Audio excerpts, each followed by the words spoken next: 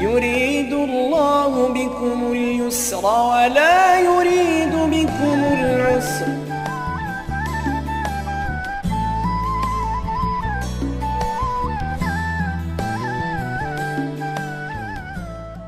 بسم الله الرحمن الرحيم. الحمد لله رب العالمين،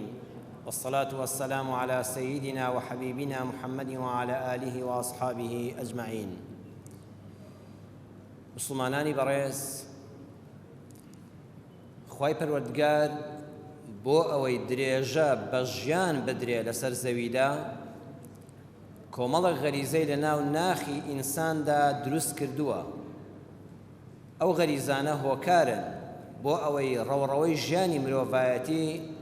درێژەی هەبێ. یەکێ لەو غەریزانە خوای پەروەردگار لە ناو دڵی هەموو کوڕ و کچێکا دروستی کردووە، کاتێک جەستە ساغ و دەروون سەلامەتن، گەیشتنە تەمەنی باڵغبوونی عەقڵی و جەستەیی، حەزیان بەوەیە لە ڕەگەزی بەرامبەر بە حەڵاڵی و بە شەرعی خوا نزیک ببنەوە. واتە بوونی هاوسەرایەتی و ژیانی خێزانی یەکێکە لەو غەریزانەی کە خوای پەروەردگار بەو هەموو ناڕەحەتیانەی کە لە ژیانی خێزانیدا هەن ئینسان حەزی پێ دەکا، هەوڵی بۆ دەدا و ئاواتێتی. سبحان الله، لەگەڵ بەیەکگەیشتنی هەر کوڕ و کچێکا و چوونە ناو خانەی هاوسەریەتیەوە یەکسەر شتێک دەست پێ دەکا، ئەویش ئەوەیە غەریزەی مرۆڤ حەزی لە منداڵە. ئەمە خواوای دروست کردو، ئینسانی وا لێ کردو بۆ ئەوەی درێژە بە ژیانی مرۆڤایەتی بدرێنەوە، لە دوایینەوە سەر زەوی ئاوەدان بێتەوە. هەموو ژن و پیاوێک کە دەبنە هاوسەر لە حاڵی یەکەمەوە بیر لەوە دەکەنەوە ئافرەتەکە بێتە دایک و پیاوەکە بێتە باوک. بەڵام قەدەری خواش وایە هەندێک کەس منداڵیان نابێ. واتە دەرسی ئەم جارەمان لە زنجیرە باسی ئاسانتر بە ناونیشانی پەیامێک بۆ ئەوانەی کە منداڵیان نییە. هەموو ئەو شتانە قورسن، بەڵام ئێمە باسی ئاسان دەکەین. قورئان هەموو شتێکی بۆ ئێمە ئاسان کردووە، ئیسلامێکی ئاسان و ئاسانترمان هەیە. خوای پەروەردگار لە سوورەتی ئەششوڕا ئایەتی 49 بۆ 50دا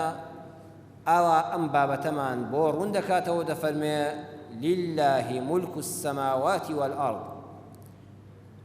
تەنها و تەنها بۆ ئەڵڵایە ئەوەی لە ئاسمانەکاندایە، نەک لە ئاسمان، لە ئاسمانەکاندایە و ئەوەی لە زەویدایە هەمووی خوایە.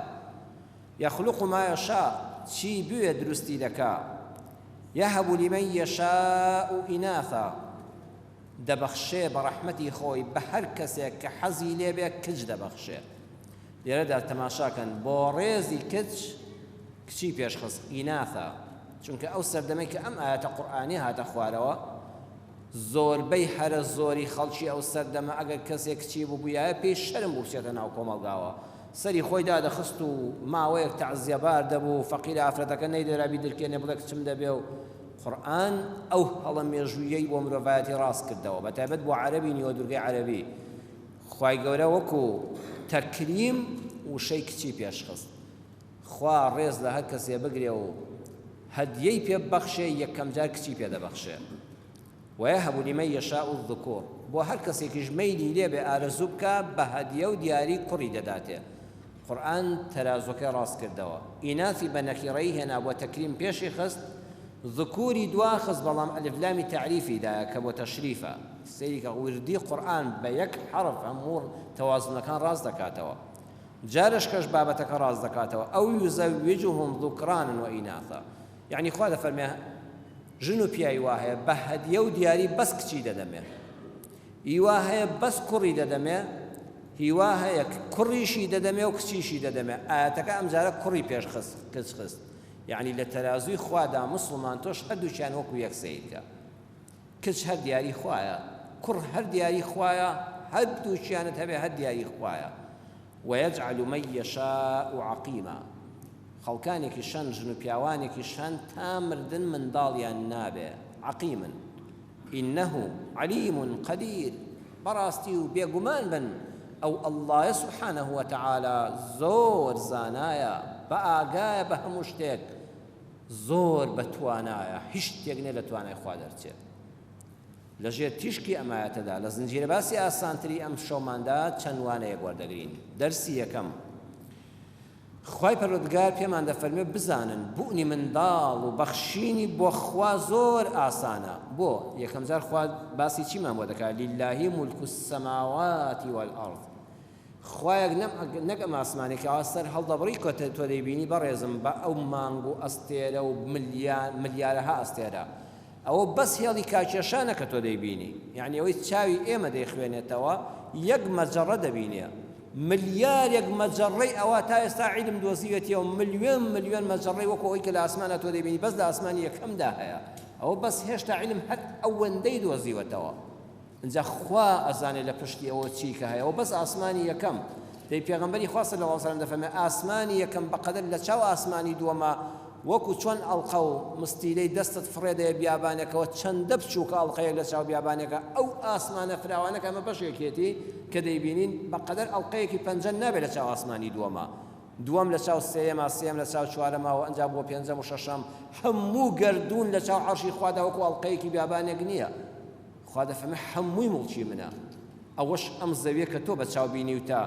ئەوەی کە دنیا گەڕابێ ئای زەوی ئەم هەموو بەحر و محیطات و وەقیانوسە، ئەم هەموو شاخ و داخە، ئەم هەموو دەشت و بیابانە، خوا دەفەرمێ هەمووی هی منە. خوایە خاوەنی ئەو هەموو دەسەڵاتە بێ، منداڵ بەخشین چییە؟ لە دەسەڵاتی قودرەتی ئەو دەرەچێ؟ دەفەرمێ بیر بکەوە، زۆر ئاسانتر لە ئاسانە بەخشینی منداڵ لەلایەن پەروەردگارەوە.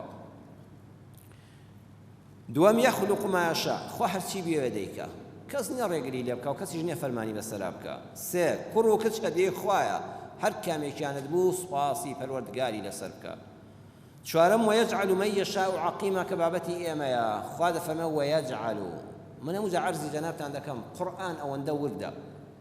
هەمووت لەبەر بێ تێی نەگەی زۆر سوودی لێ نابینی. دەنگخۆشی بۆ قورئان ضرورە، حفظی قورئان ضرورە، بەڵام تەدەبور لە قورئان لە هەموو شتێک گرنگترە. سیرکەن بەڕێزان وشەی وەیەجعل. خوای گەورە بەم وشەیە دەرگایەکی ڕەحمەت لەوانە دەکاتەوە کە منداڵیان نییە. خوا نافەرمێ وەیەخلق من یەشاء عەقیما، یەکەم جا فەرمووی یەخلق ما یەشاء، بەڵام لێرەدا مستەلەحەکەی گۆڕی فەرمووی وەیەجعل ما یەشاء، وەیەجعل من یەشاء. سبحان الله، قورئان بەم زمانە قورئانیە بە یەک وشە چەندین مانامان دەداتێ. وشەی جعل لە قورئانی پیرۆزە موژدەی تێدایە. خوانەی فەرمووی یەخلق من یەشاء عەقیما. ئەگە بیفەرموایە یەخلق، یعنی هیچ ئومێدی منداڵبوون بۆ کەسێک نەدەمایەوە کە تا ئێستا منداڵی نییە، بەڵام خوا وای نەفەرموو، فەرمووی یەجعل، موژدەی تێدایە. موژدەکەش ئەوایە بەڕێزان لە زمانی عەرەبیدا لە زمانی قورئاندا وشەی یەخلق کە باسی خەلق هات ثابتە، گۆڕانکاری تێدا ناکرێت، وەکو خوا دەفەرمێ یەخلقکم فی بطون ئومەهاتیکم. یان چەندین ئاەتمان هەیە باسی خەڵق دەکا، خەڵقا من بعد خەڵق، ئەوە گۆڕانکاری بەسەرا نایە، بەڵام وشەی جعل لە قورئانە گۆڕانکاری بەسەرا دێ. بۆ نمونە خوا لە قورئان دەفەرمێ وەجعل بەینەکم مەوەدەتە وەڕەحمە، خوا بۆ خۆشەویستی نێوان ژن و مێرد، خۆشەویستی و سۆز و بەزەی نێوان ژن و مێرد وشەی جعلی بەکارهێنا. بۆیە دەبینی ژن و مێردی وا هەیە سەرەتای ژیان چەند یەکتریان خۆش دەوێت، کەچی دوای دەبنە دوژمنی یەکتر لێک جیا دەبنەوە. سبحان الله، گۆڕانکاری بەسەر خۆشەویستی دادێ. ژن و پیاوی وا هەیە لە سەرەتای ژیانە زۆر ناکۆکن، دانویان بە یەکەوە ناکۆڵێت، کەچی لە دواییدا دەبنە خۆشەویستترین کەسی یەکتر. خۆشەویستی گۆڕانی بەسەرا دێ لە بینی ژن و مێردا. خوا وشەی جعلی بەکارهێنا. ئەگە خوا بیفەرموایە ويخلق بينكم مودة وخلق بينكم مودة ورحمة، بحياتي ژن و پیاوی دڵیان لە یەک عاجز نەدەبوو، بەڵام خوا وشەی جعلی بەکارهێنا، یعنی ئاگاداری بە. خوا فەرمووی وەجعل وەیەجعل من یەشاء عەقیما، یعنی ئەوەی منداڵی نییە با ناومێد نەبێ، ئەمە سابت نییە لەلایەن خواوە، ئەوە سابت نییە، دەکرێت گۆڕانکاری تێدا بکرێت بەم ڕێگایانە. یەکەم، ئەو ژن و پیاوی منداڵیان نییە سەردانی دکتۆری پسپۆڵی باری ژنان و منداڵبوون و نەزۆکی بکەن، جاری وایە ئیتیهابێک لەلایەن پیاوەکەوە یان لە هێلکەدانی ژنەکەدا هەیە، بەویستی خوا گەورە بە عیلاجێک چارەسەر دەکرێت. کەواتە چوونە لای دکتۆری پسپۆڕ و ئەوانە نەک بنەماکانی شەریعەت و پێچەوانی ئەمری خوانێ، پێچەوانەوە خوا زۆری پێخۆشە. وەیەجعل، خوا دەفەرمێ هەوڵ بدە، حەچی دەدەسەڵات تایە دکتۆری پسپۆڕی باری ژنان و منداڵبوون و ئەوانە بگەڕێ، بەویستی خوا ئومێدت هەبێت کە ئەم جەعلەی خوایە دەدۆزرێتەوە، خەلەلێک هەیە و چاک دەکرێت. ئەمە هیچ بێ شەرعێکی تێدا نیە، بەڵکو خوا زۆری پێخۆشە. دووەم، لە ڕێگەی منداڵی بلووریەوە ئێستا خەڵکێک پرسیار دەکا منداڵی بلووری و ئەوانە پیتاندن لە دەرەوەی ڕەحمە بە مەرجێک تۆوەکە هی پیاوەکە بێ هێلکۆکەکە هی ژنەکە خۆی بێ لەناو بلوورێکە لەناو شوێنەکە مەنیەکە وەردەگرن و هێلکۆکەیەک وەردەگرن و دەیپیتێن و دوایی لە ڕەحمی ژنەکە یا زەرعی دەکەنەوە ئەمە هیچ بێ شەرعێکی تێدا نییە بەڵام خوا نەخواستە مەنی پیاوێکی تر یان هێلکەی ژنێکی تر بێندرێ و بە یەکەوە تەقبیح بکرێن ئەوە چونکە ئینسان دڵی پێی خۆش نابێت شەرعیش نەهیلێ کردووە کەواتە دوو بوونی منداڵی بلووری لە سەنتەرەکاندا و سەنتەرانەش دەبێت لە خوا بترسن غەش لە خەڵک نەکەن نێتیان بەدەستێنانی پارە حەقی خۆتە تۆش کەسابەت دەکەیت بەڵام لەوە گەورەتر نێتیان دڵخۆشکردنی ژن و پیاوێک بێ کە تا ئێستا بە نەبوونی منداڵ دڵناڕەحەتن ئێوەش ئەجرتان دەگاتێ بەڵام فێڵیان لێ نەکەن مەنی پیاوەکە لەگەڵ هێلکۆکەی ئافرەتەکە هەردووکیانی خۆیان بن لە دەرەوە دەپیتێندرێ و دوای دەخرێتەوە ناو ڕەحم و زەرع دەکرێت ئەوەش دەرگایەکە جعلی خواییە ئەوەش خوا پێی خۆشە سێیەم هەمیشە دوعا بکەو لە خوا بپاڕێەوە قەت دەرگای ڕەحمەتی خوادا ناخرێت وادعوا الله وأنتم موقنون بالإجابة قد دڵنیا بە ئەم ساڵ ناساڵش کە هەر دەدبێ ئەم بەسەرهاتە لە ڕەحمەتی خوای پەروەردگار گوێ لێ بگرن زمانی حەزەتی موسا پێغەمبەرە سەلات و سەلامی خوا لەسەر موسای کەلیم الله بێ ژنێک چەند ساڵێکە شووی کردو منداڵی نابێت دەچێتە خزمەت ئەو زاتە ئەو پێغەمبەرە سەروەرە سەروەرمان سەیدنا موسا عەلەیهی السەلات وەسسەلام یا موسا تۆ کەلیم اللهی لەگەڵ خوا قسە دەکەی عەرزی بارگەی خوای پەروەردگار کە چەند ساڵ هاوسەرگیریم کردو منداڵم نییە ئای چەند حەز دەکەم دایک بم کۆرپەیەک لە ئامێزما بێ موسا عەرزی بارگەی ئیلاهی دەکەی یا رب العالمین ئەو بەندەی خۆتە ئەو ئافرەتە پەیامی ئەوەیە پێش ئەوەی قسە بکا لە دڵیا تۆ ئاگاداری منیش وەسیتێکم و پەیامەکەی دەگەێنم بەڵام پێش ئەوەی بێڵێت تۆ ئاگال لێیە خوایە چی دەفەرمووی لەبارەیەوە خوا فەرمووی بۆم نووسی و عەقیمە ئەو ژنە منداڵی نابێ جارێک ژنەکە هاتەوە وتی موسا ئەم جارەش تۆ خوا بۆم داوا لە خوا بکەوە حەزەتی موسا داوای لە خوا کردەوە خوا فەرمووی بۆم نووسی و عەقیمە ئەو ژنە منداڵی نابێ جارێکی تریان ئافرەتەکە نەهاتەوە بەدڵ شکاویەوە ڕۆی بەڵام مەسافەیەکی پێچوو ساڵێک دوو ساڵ دوای ئەوە حەزەتی موسا دەبینێ منداڵێکی مەلۆتکە لە باوەشی و ئافرەتەدایە کچەکەم خوشکەکەم دادەکەم ئەم منداڵە لەکوێ بوو والله حەزەتی موسا سوپاس بەخوا خوا مناڵی پێبەخشی منداڵم بووە حەزەتی موسا بەسەر سوڵمان و عەرزی بارگەی پەروەردگارێکی یا رب العالمین من دوو جار شکوای ئەو ئافرەتەم عەرزی بارگەی تۆ کرد خۆ تۆ ئەگەر لە خەتەری ناوە دڵێتی بەڵام من پەیامەکەم گەیان تۆ فەرمووت عەقیمە و منداڵی نابێ خوای پەروەردگار سبحانه وتعالى فەرمووی ئەی موسا كلما كتبتها عقيم قالت يا رحيم فسبقت رحمتي قدرتي حتى من دمنوسي أما فتعقيمة أو قد ما يزنب لرحمتي من حدثتي الله بريد فمي يا رحيم أي بخشن دبيان بخشا أي بخشن دبيان بخشا الدلياي الرحمة بوي هات جوشو رحمة بيش قدرتم كود قلمي قدرتم بو قواري من دالم بي بخشي قد درقاي رحمتي خوانا أمي المبا بوشي يا رحمن ويا رحيم لي بباري ودستانا بخالينا قرينوا بلان بيخينوا چونکە خوایەکە ئەوە سەیری ئاسمانکە خوایە ئەوە هەموو مڵکی تۆیە بە کەمتر لە کول فەیەکونێکە هەمووت خەڵق کردووە منداڵ چییە چەند ئاسانە بۆ تۆ کە من بەبنی ببەخشی عەقیمم بۆ بکەوە مناڵم پێ ببەخشە بپاڕێوە لێی چوارەم زۆر بیری لێ نەکەنەوە هەر ژن و پیاوێک لە کاتی جیماع و جوودبوونی شەرعیدا لەسەر جێگا بەس بیریان لای منداڵبوون بێ تۆ بڵێ لەم جیماعدا نوتفەیە مەنیەک لەم هێلکۆکەیە مناڵ دروست بێ سوبحان الله دروست نابێ چونکە مێشک لەو کاتەدا زۆر مەشغوڵ دەبێت مێشک هەمووی عازەکان دەداتە ئەندامەکانی زاوزێ کەمە زۆر مەبەستیانە نەبێت هاوەکو چی نمونەی عەرزی جەنابتان کەم ئینسان ئەگەر زۆریشی خەو بێ بچێتە سەر جێگای خەوتن سەیری سەعاتەکەی دەستی کا بڵێ ئەبێت سەعات 12 خەوم لێ بکەوێ ئەبێت 12 خەوم بۆی بەیانی سەعات بۆ منە لە پاشێوە سەعات 3 هەستم چونکە دیاریت کردووە و تەحدیدت کردووە دەبێت لە 12 بخەوی و ئەوەندە چاوەڕێی سوبحان الله دەبێت یەکیش خەول لێ ناکەوێت هەر شتێکیش زۆر بیری لێ نەکەیەوە بڕۆکە خۆی لێ پارێزی سوبحان الله مێشکی عاز دەدا و دەبێت بۆ نمونە جاری وایە حەز دەکەی شتێک بخوێنێەوە نووسینێکت هەیە بابەتێک سەعیەکت هەیە حەز دەکەی نەخەوی قاوە دەخۆیەوە چا دەخۆیەوە مەشغوڵ دەبی هەر چی دەکەی سێگی بەسە کتێبەکە خەول لێکەوتووە ناتەوێت چەند کەستان نەبینیوە دەیان چەند جۆر مەنعی منداڵبوون دەکات ئاخرن وەڵا لە دەستمان ترازە منداڵەکە هەر بوو لەوی بەکارهێناوە حەفی مەنعی منداڵی بەکارهێناوە چی حاڵەتی کردووە کە چی دێتە لیژنەی فتاڵەوە مامۆستان بۆ خوایەتم نازەم چی بکەم خوا هەر بەخشی وەڵڵاهی بێزارم لە مناڵ سوبحان الله چونکە نایەوە دەبێ بەڵام ئەوەی کە دایمە بیری لێ بکاتە ئەو زۆر خراپە یعنی ژن و مێرد هیچ فکرێکیان لای هیچ نەبێت لەو کاتەدا بەس منداڵ بێ مێشکی عازەکانی خۆی سوبحان الله بە نەرێنی دەدا منداڵەکە دروست نابێ و یەکێکە لە هۆکارەکان لەبەرەوە زۆر بیری لێ مەکەوە بڵێ ئەوە دامانە دەست خوا بە خۆی چی مەبەست بێ هەر ئەوە دەبێت پەیام بۆ ئەوانەی منداڵیان نییە بەسەرهاتێکم لایە کە واقعە لەم کوردستانی خۆماندا دێشە لە شارۆچکەکان ڕوویداوە ژن و پیاوێک 11 ساڵ بوو هاوسەرگیریان کردبوو چوو بوونە ئەردەن چوو بوونە هندستان چوو بوونە ئەڵمانیا چوو بوونە ئێران لەم کوردستانی خۆماندا شارەکان گەڕابوون چوو بوونە بەغای جاران 11 ساڵ ئەو ژن و پیاوە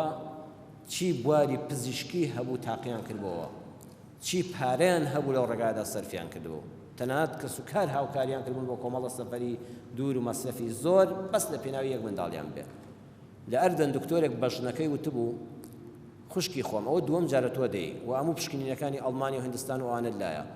ئەو دیوارە بۆی یەقینت هەبێ هیچ کە پارە سەرف نەکەی هیچ کە خۆت دەرونی خۆت عەزێر نەدەی ئەو دیوارە ڕقم مناڵی لێ دێتە دەرەوە ئافرەتەکە توی ناوەڵا هیچ عەقڵێک هەدەوە تەحەمولیەوە ناکات دیوارێکی ڕق مناڵی لێ بێتە دەرەوە دەکتو کچەکەم دڵنیا بە چۆن ئەو دیوارە بە هەموو زانستی پزیشکی منداڵی لێ نایەتە دەرەوە مناڵ لە لەشی تۆ نایەتە دەرەوە ئەتر لەبەرەوە ئەم پارانە بکەی بە خێرێک بۆ خۆت دانیشی دەرونی خۆت ئەوەندە عەزێر نەدەی ڕوو لە خواکە دکتۆرەکە ڕاستگۆیانە پێوتوە من بڕوا کە پەرۆشی ئێوەمە کە ئەوەندە بە پەرۆشیە و ئەو هەموو وڵاتەتان کردووە ئەو ژن و پیاوە مەویز بوونێتە تەواو لە هەموو چارەسەری سەرزەوی دیوار مناڵی دەبێتە دەرێ ژنە منداڵی نابێت سوبحان الله ساڵێک لەدوایەوە ئەو ژنە حامیلە بوو بەسکێک 2 کوڕی بوو خوای پەروەردگار دەرگاکانی دادەخرێت داناخرێ دیارە هەموو زانستەکە ئەوە بووە ئەم ژن و پیاوە 11 ساڵە هەمیشە چاوەڕێن بەڵام کاتێک لە بیریان کرد هەر خۆشیان نەیانزانی چۆن منداڵ پیتا و لە جیاتی مناڵێک بە یەک سک 2 مناڵیان بوو مژدە بێ لەوانی کە نیانی شەڵەخ ئەوە پێیان دەبەخشێ بەڵام بەڕێزان دەرگای ڕەحمەتی خوا داناخرێ بەڵام یەکێ لە عیلەتەکانەوەی تۆ زۆر بیری لێ بکەیتەوە پەیام بۆ ئەوانەی منداڵیان نییە بابەتەکەمان ئاسانترە ئاسان وەریگرن یەکەمیان خوای گەورە لە کۆتایی ئاەتەکەدا فەرمووی ئینەه علیم قەدیر 2 صفاتی خوای بەکارهێنا علیم ئەو کەسەی مناڵن نییە بزانە خوا زانایە بەخوا ئەمە بۆ تۆ باشە وەڵڵی خۆشەویستان خەڵک هەبووە چەند ساڵ مناڵی نەبووە کە موژدایان داوەتێ کوڕێکت بووە چەند سەر حیوانی کردووە بە خێر و سەدەقا ئای خوایە کوڕێکمان بوو ڕۆتان بێ ئەو کوڕە گەورە بوو عمری بۆتە 20 ساڵ و ئەوانە هەر ئەو باوکە لێی بیستراوە چەند سەر حیوانی کردووەتە سەدەقە و خێر ئەو کوڕە فیشەکێکی بەرکەوە لە شوێنەیەکی بیکوژێ لە کۆڵی بێتەوە ئەوەندەی موسیبەت بۆ دروست کردووە علیم واللهی کە خوا پێندا بەخشێ نەبەخشینیشی جۆرێکە لە بەخشین علمی بێ سنوورە علیمە ئەزانێت چی بۆ تۆ باشە ئێستا خاوەن قەدری خاوەن حرمەتی خاوەن خەوی ئارامی خاوەن ڕێزی واللهی ئەولادێکی نەکبەتت هەبێ هەمووی لە دەست دەدەی ئەو کاتڵی ئای خوا چیم لێ هاتە دەستیەوە ئەولادەوە ئێستا خەمێکت هەبێ ئەو کاتە ملیۆنێک خەمت هەیە جا خەمێکت هەبێ باشترە خەمێک کە دەسەڵاتی خۆتی تێدانی و کەسیش لۆمە ناکەوەی موسڵمان بێ علیمە پەروەردگارێک کە علیمە بیدە بەدەست زانستی خواوە دووەم ئەوەندە بژن و پیاوێک کە مناڵیان نییە بەڕاستی پەیامم بۆ یانەوەیە ئەوەندە یەکتریان خۆش ببن بە منداڵ بۆ یەکتر هەر سۆزی وا بدەن بە یەکتر وا بزانن مناڵن لە باوەشی یەکترە ئینسان هەمیشە وا حساب کاکە ئەمانە 2 مناڵن بەرامبەر بە یەکتری ئەوەنە دەرونی خۆیان بە یەکتر تێرکەن سێم دڵنیا بن ئەگەر کەسێ لەوە دەترسێ مناڵی نییە لە پیریدا محتاج دەبێ شێخ محەممەد متەوەلی شەعراوی مفەسیری گەورەی قورئان پەیامێکی زۆر جوانی هەیە دەڵێ واللهی ئەوانە دڵنیا بن قەت خوا محتاجی دەستی کەسیان ناکە هەر کەسێ خوا لەم دنیادا مناڵی نەداتێ لە پیریدا هەموو ئەولادی من و تۆ ئەو وەکو ئەولادی خوا ئەوانە وەکو باوکو دایکی خۆیان سەیر دەکەن قەت خوا محتاجیان ناکە کەسیفی ناو جێگایان ناکە ڕەزیلیان ناکە هەژاریان ناخە قەدیرە ئەڵڵا قەدیرە زەقڵە بەسەر هەموو شتێکە دڵنیا بەخوا پەکن ناخە ئیتر لە چی دەترسی خەڵکە گومێدێکی بە مناڵ هەیە لە پیری ئافریان دەکەوێت خوا دەبێت دڵنیا بەخوا پەکن ناخە ئەو هەموو خەفەتە لە چی ئەخۆی ئەی تۆ خوا ناناسی بەڵێ تۆ ئەڵڵا دەناسی کە قەدیرە چوارەم گوێ بە قسەی خەڵکی مەدەن قەت گوێ بە قسەی خەڵک مەدە ئەو مناڵتان نەبوو ئەوەی تان نەکرد ئەو قسەیە لەم گوێت مەهێڵە بچێتە ژوورەوە لەو گوێت دەرچێ هەر مەهێڵە بچێتە ژوورەوە هەر میوانێکی ئاوا نەکبەتت هات و دوو قسەی لە ماڵەکەتا فڕێدا کە ڕۆیشتە دەرەوە لە مەدخەلەکە قسەکەی لەگەڵ خۆیان فڕێدە دەرەوە لە دوایدا لە سەری مەدوێنیەوە خوا با خەڵکینە بەڕێزینە هەر کەسێکی ئێستا ئەم وتارە دەبیستێ دوایی دەیبیستێ دوایی دەیبینێ تکایەکی مسلمانانە لەم مانجی ڕەمەزانەدا لەبەر خوا واز بێنن لەو کەسانی کە مناڵیان نییە چوویتە ماڵێکەوە مناڵی نەبوو دەست پێ مەکە ئەوە چەند ساڵە هاوسەگیریتان کردووە ئەوە چوونە کوێ وەی شکەناتان بێ پەک و بریەکتان بایە خوا گەورەیە کاکەویش دەزانێ خوا گەورەیە ئەو بابەتە هەر پێویست ناکە بکەیتەوە هەر ئەسڵەن پێویست ناکە قسەی لەسەر بکەیت ئەو بۆ خۆی سوپاس بۆ خوا گەورە ژن و پیاوێک بە یەکەوە دانیشتن هیچ مشکیلیان نییە ئەگە ئەو مشکیلەی نێتەوە بۆ مشکیلەت هەیە خۆزگە ئەم میلەتەی ئێمە ئەم ڕەوشتە ناشرینەی تێدا بڕۆیشتا لەگەڵ ڕێزم بۆ ڕووی جەنابتان ڕووم لە ئێوە نەبێ بیسەلان و بیدایان ڕووم لە جەنابتان نییە ئەو پیاوی بە حورمەت و ژنانی بە حورمەتن خۆزگە ڕەفتارە پیسە لە ناو کۆمەڵە خەڵکان نەمایە کە دەچێتە ماڵێکەوە لە هەموو کەس دەپرسێ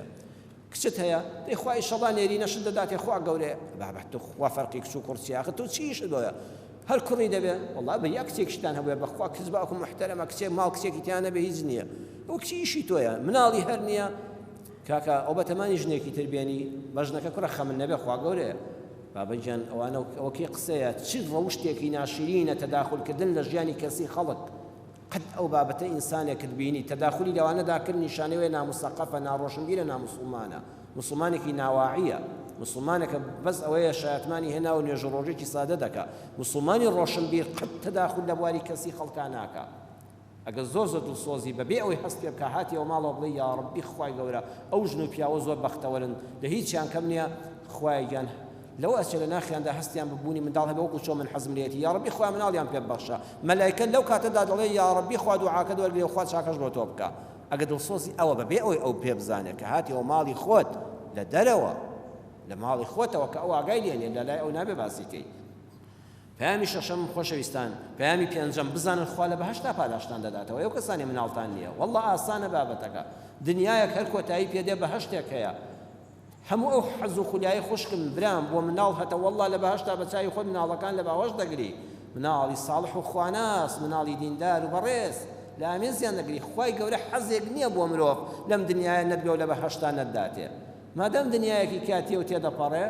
بە هەشتێکی نەبراوە هەیە و هەموو خوازیاریەکانت دیانەجێ ئەتر بۆچی ئاسان وەری ناگری ئەو هەموو خەفەتەی بۆ چییە